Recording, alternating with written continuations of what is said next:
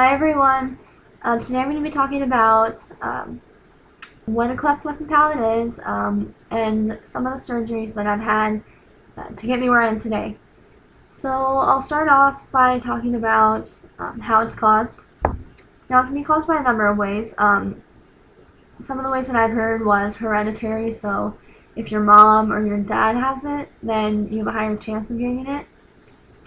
More causes can be if your mom was taking pills during pregnancy, sometimes that can cause it, or environmental things. In my case, I think I was just lucky enough to get one. I don't think anything really caused it. No one in my family has it. So yeah, that's that, really. Now I'll tell you some of the struggles that us clefts have by having one. So, some things that we can struggle with. Well, initially it would be eating, because you have a hole in your lip and in your palate. Sometimes it depends if you have a palate or not, or cleft lip. But, so yeah, eating, because when you have a hole in the roof of your mouth, it's kind of hard when you swallow. It's hard, and when you breathe, the air just kind of goes right to your stomach. So yeah, that's something. Speech is another thing. Clefts sometimes sound a little bit nasally. I kind of do, as you can tell. But I actually, in elementary school, I took speech. It was only for about a year, I think. Mine really wasn't that severe. It just depends on the cleft, I guess, and how you talk. I didn't really think anything of it at the time. I thought it was just, oh, I'm going to speech class, a fun class, yay. Well, just one-on-one with the teacher. But now that I look back, I'm like, oh, I went through speech, and it did help me, I think, a lot with my pronunciation of words now. And I have that problem now. I talk way too fast, and I don't pronounce things that well. But it's just something that whatever clefts have to deal with, because yeah, we had a hole in our mouth and lip, so it's kind of whatever. Now another thing would be self-confidence. I know I've researched a lot about this actually, and talked with many about it. And if you have a cleft, you're pretty much prone to having low self-confidence, because you look at yourself and you're not that perfect. Nobody is perfect. I shouldn't even say that, but you have more imperfections than other people. And that's fine. I mean, embrace your imperfections. No one's perfect, so I think that people who have low self-confidence, it does suck. I used to have it a lot. I used to get really down about it, actually. Wanting to be perfect, wanting to look a certain way, but it's just who we are. So if you have a cleft, you're beautiful. Everyone is beautiful in their own way. So just don't let that get you. So now I'll talk about some of my surgeries that I've had. Now the first one I had would be the cleft lip repair. So in my case, I have a one-sided cleft. You kind of see the scar. It's really not that noticeable, actually. But so that was really they just closed up the hole that was in my lip, and that's really that, actually. So then I had a palate repair too. Now cleft palate. I don't think a lot of people actually know what your cleft palate is. But cleft means an opening or a hole. So, and your palate is like the roof of your mouth. I'll show you a picture. But really, when you have a cleft palate, it's just you have a hole at the top of your mouth. So here, I'll show you. So it starts at the nose and goes all the way through the lip and all the way in the back of the throat, which is why it can cause speech problems. Trying to stitch it up. Maybe it's not perfect. But yeah, so I have the cleft lip and the palate. So I had a hole, but now it's all stitched up. That was my second surgery, I think, I want to say. Another surgery I've had, I had another cleft lip repair after my initial one. I think just to make things look better. I think I'm actually not really sure. But yeah, so that's that. And then I had 2 sets of ear tubes, 2 different times, so 2 different surgeries. Now, cleft babies usually get that when they're really little still. So I did. Now, your nose, your mouth, and your ears are all connected in some way, you know, they all kind of go with each other. So people with clefts usually have hearing problems, or sometimes hearing loss, actually. It's when, like, drainage is on the eardrums. So they have to put tubes in to clean all that out. And yeah, so I had 2 different surgeries for that, 2 different times.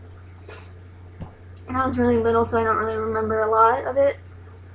But yeah, so my next surgery would be the bone graft.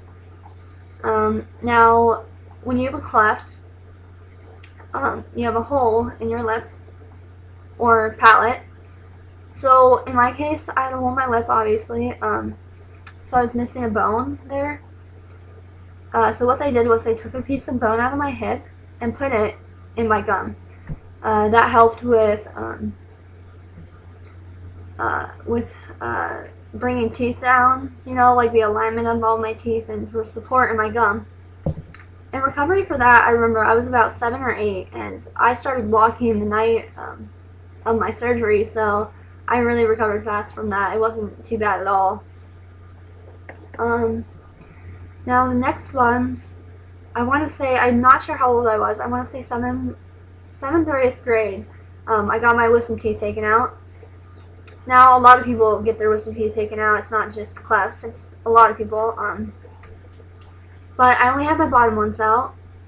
So that surgery was pretty easy. I mean, it's really simple actually. But in my case, I had a dry socket, so I was in a lot of pain. It's when, like, well, I haven't really researched it a lot, but dry socket, I'm guessing just means a dry socket in your gum, and it causes a lot of pain. So yeah, that was really painful. It made it 10 times worse. Finally, we called our orthodontist, or the person who did it, and they said come back in, and what they did was they filled the socket with a numbing little, like, cloth thing. So it, like, numbed up the area, and it really helped with the pain. So yeah, that got much better actually. Now, my next one, it's probably 8th grade, yeah. And I don't know the name of this actually, but I'll explain it to you. So what they did, so right here, that tooth, I was missing it at the time. Wasn't really missing it, it was all the way up in my gum. So what they did was they took a chain and they went in and connected it to that tooth, which was all the way up there. I don't know how, it's crazy, but yeah, so they connected it to that, and then over time the tooth was supposed to come down, and as you can see, it did. So that was really cool actually. I talked to a couple clefts, and only a couple have had that surgery, so I think it's really just if you need it. But yeah, I needed it, so I got it, and that was another surgery that I had.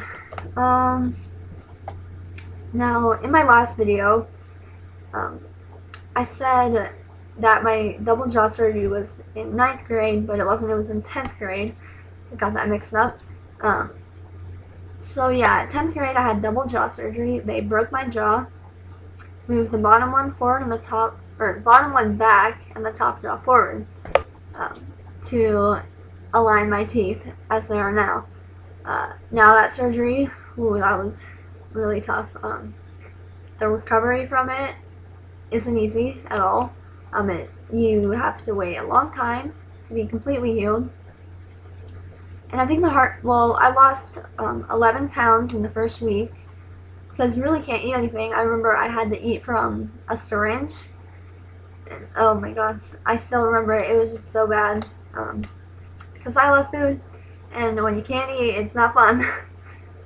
So yeah, that was probably my biggest, like, I didn't like that the most. Another thing would be getting up in the morning, going to look in the mirror, and seeing myself. It would take me back a bit, because I'm all swelled up, I'm big. I only had bruising about right under here where the openings were. It actually went in from 2 incisions on each side. You can't see the scar anymore, it went away really fast. But everything else was actually done from inside the mouth, so it's really cool. But yeah, so really hard to recover from, honestly, but it's definitely worth it. If you have a cleft, and you're younger and you're watching this and you're scared to get it, I definitely say go for it.